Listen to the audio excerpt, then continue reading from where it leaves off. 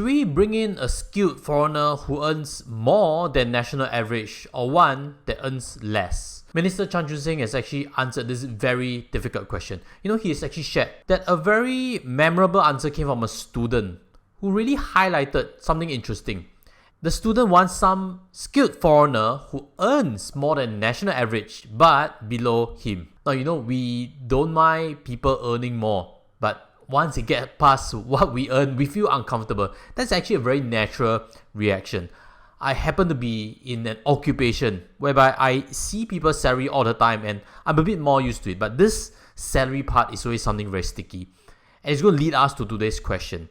Today we're going to talk about this guy who is a fresh graduate and is earning supposedly a lot. The question posed is, retire at age of 30 with $1 million or retire at 40 with $10 million. Now, this is actually a very good article on investment modes, and I'll also be putting my take to it and answering this very difficult question. So if you think I have the goods, smash the like button early and let's roll in the intro video.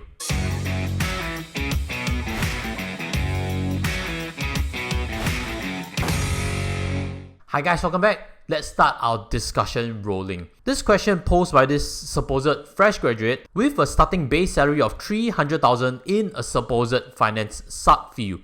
Again, like how I led this whole discussion, let's not put too much focus and be too emotional about this $300,000 with this young dude. I've seen a lot of high income earners in the corporate world. So to share with you again, the starting salary for doctors really suck. I can tell you that with a lot of certainty. And just in case you want to send your children to med school because you think the starting pay is great, that's not the case. On the other hand, dentists climb the pay scale a lot faster. Lawyers, starting pay is usually not too bad and the climbing rate is also pretty rapid. In my time, I can't remember, the best starting pay seemed to be for management consultants like those to Boston Consulting and stuff. Rumors was it was 10,000-11,000 back in my day, so it could really be that with inflation and bonus factored in, 300,000 starting base salary. But my guess also is I've actually known this occupation for a while. Bond traders, also known as fixed income traders, they don't need someone to be in the career for 5, 10, 20 years. No need. It's more or less an institutional sales job and the pay is pretty good. Of course, getting into the role is very difficult.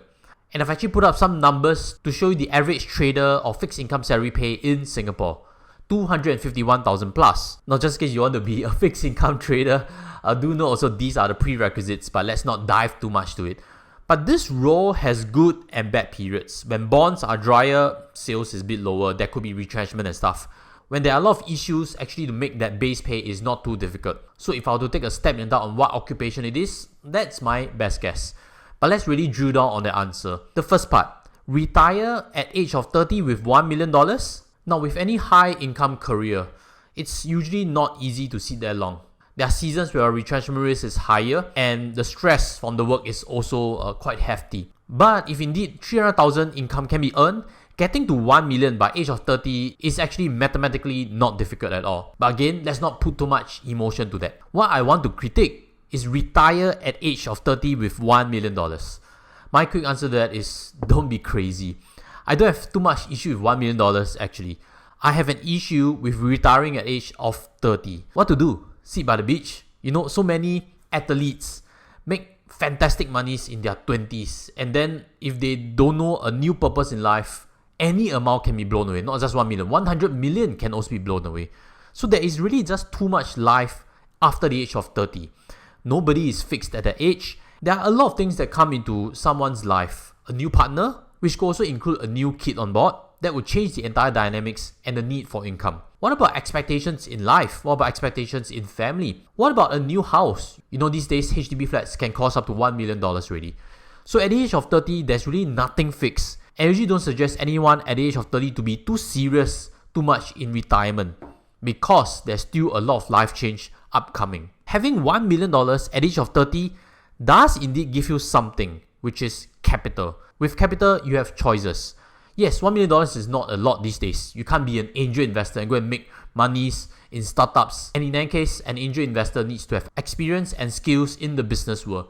Typically, a high-paying job confines you to a skill set that's very niche, which means also there's not much other skills that you can translate to other parts of society. $1 million does allow you to buy assets. But my message to that person is, You need to move on to the next phase in life. You might need to find something that you love. You know this concept of ikigai. The most optimal is that you find a work that is something that the world needs, that you can get paid for, and last but not least, you love it. If you don't love your occupation, you are just grinding out for money, don't do that. You have a starting capital to buy assets already. You're not behind in life. Which leads to the next part. Should you continue to chase to retire at the age of 40 with $10 million? And to answer that, I've actually two parts for you. Why retire at the age of 40 with $10 million?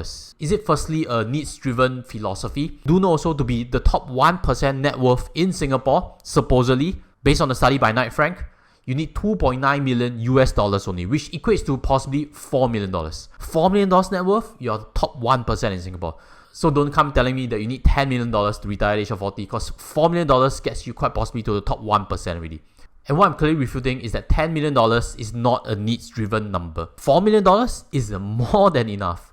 And following that logic, $2 million is also quite possibly enough. You're not going to let that money idle, correct? You're not going to squander it, correct? And the question of how much you retire is always based on expenses. If you want to retire earlier with a smaller amount, just squeeze the expenses lower. To retire with $1 million, you just need to reduce your expenses to $2,000 a month.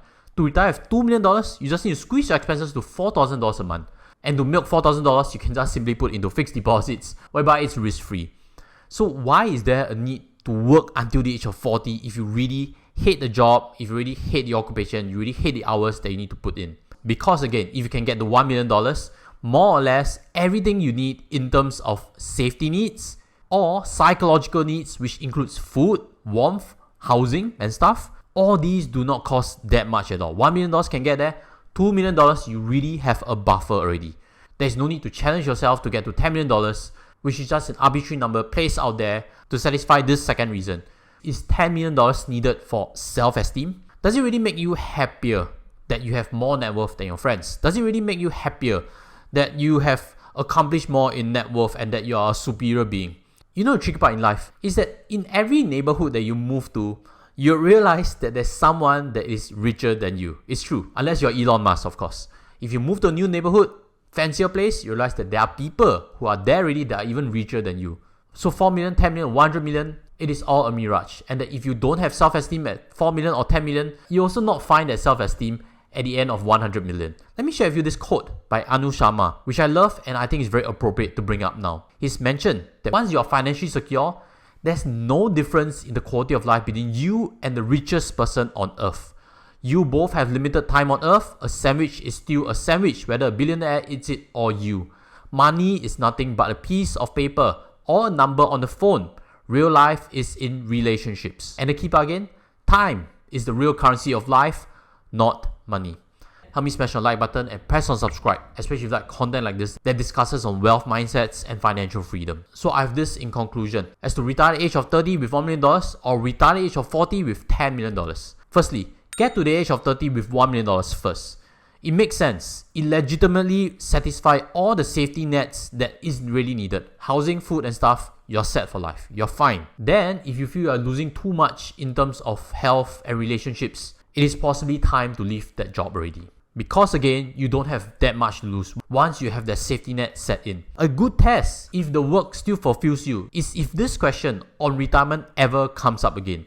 Because quite simply, if you love your job, retirement doesn't come to your mind all the time. We can talk about Cristiano Ronaldo, who is super rich and not entirely retire based on financial means. Or LeBron James, who is one of the best basketball players of all time and is still playing not for the money. The second word of advice is don't aim for that $10 million and sacrifice everything to get there. It's quite simply very silly. Nobody really cares when you have $10 million. And as I've said just now, when you get the richer neighborhood, you realize that there are neighbors that are still richer than you. Whatever net worth you get to, you need to enjoy the journey. And being rich and enjoying the journey is actually not mutually exclusive. You can get there at the pace you like, doing something that you like, and don't see building wealth as an absolute number, because that number quite simply can keep changing. You only have one life, and I have this important message.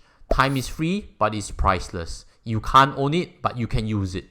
You can't keep it, but you can spend it. Once you have lost it, you can never get it back. Don't persist to reach $10 million and sacrifice all your life. It's quite simply not worth it. get to retirement happily and find the right number for yourself. With that, I also hope this message has opened doors with you in terms of your own financial journey. And as always, I have this previous video to introduce to you on financial freedom. I think it is something that you might like.